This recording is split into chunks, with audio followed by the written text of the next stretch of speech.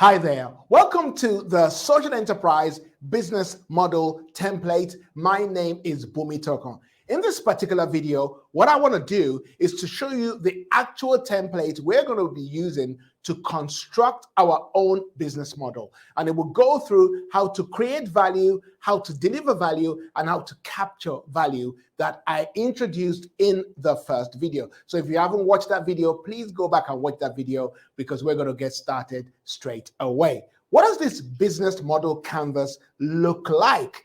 If many of us who are familiar with the business model canvas template, the normal one that was created by Alexander Osterwalder and all the other guys, then this wouldn't look alien to you. But I've tweaked a few things there just to make it more suitable for a social enterprise. Now, the first thing you can do there is to put in the name of your organization and the name of the person who is actually creating this business model. And you can talk about whether it's the first one you're creating or the 10th one you're creating. It doesn't really matter. It just helps you to gather your thoughts together. So you can put that in there in the green box at the right-hand side.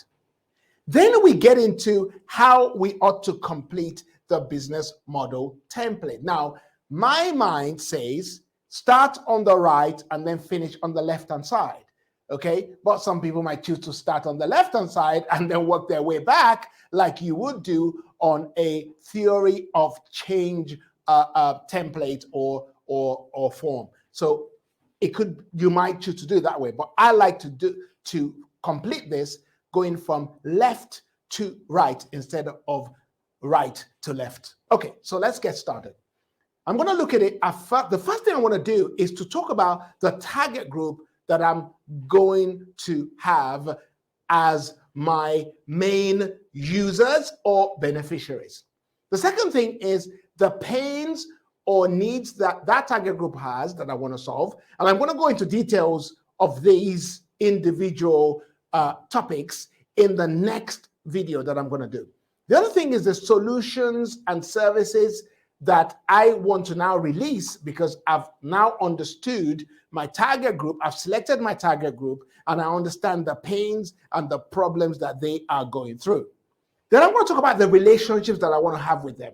Is this going to be an automated relationship or is it going to be one-to-one relationships? I'll talk about that. The next thing is the key partners that I need to actually make this business model work. Every business model, this business model, I was going to say maybe not every, but this business model will require you to have key partners that are going to be strategic to the functioning of your business. And then the next point is the key activities. What kind of key activities am I going to have? And then on that right-hand side, it talks about the output. And the output is what is measurable that you can deliver over time. I'm going to look at that when we look at it in detail. Then in the middle there, it's got channels. Through what channels are your products going to be acquired or your services going to be experienced? Then the key resources that you need to ensure that your business model works. And then at the bottom, on the left-hand side, on the bottom left, it talks about the income stream. What I would like you to do there really is to list by bullet points, you could do that, where your money is going to come from. So you might say, well, grant funding is one of them. The second is trading. Well, if you put trading, what product? Next trading, what product? So don't just put trading, put the name of the product so that you understand how much you're expecting to make from each of those products, I would say over a year, for example. So let me repeat that. Under the income, I may write grants. I expect to get in the next 12 months, maybe £100,000 in grant funding. Okay. Product X, I expect to make £200,000 in the first year from product X.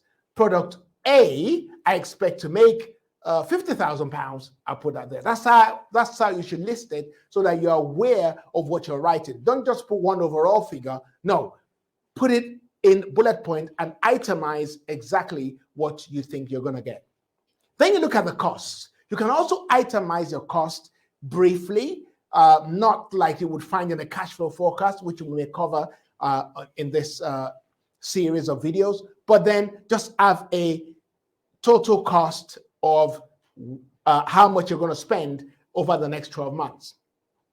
Then, once you've done those two figures, i.e. the income streams and the cost, then you can deduct the income, or you can deduct the cost from the income, and the difference is where you put in the final box on the right-hand side, which shows you the difference. So what we're going to do is, in the next video, I'm going to get into the detail of each of those titles that I've put in the template, so that you can fully understand it, and you can start creating your own anyway from now. And if you look in the description box, there should be a link that takes you to how you can download this particular template from our website, so that you can get going and print it out and start working on this template yourself. Okay, thank you so much for watching this video. It's been great to have you along. If you like what you've heard, then do like it. If you like it, do share it. And if you like it, do subscribe to the channel. You can look at our number there and our website. We look forward to hearing from you or seeing you in one of our workshops. All right, then. This is Boomy saying thank you so much for watching this video. It's been great to have you along. Do subscribe to the channel. God bless.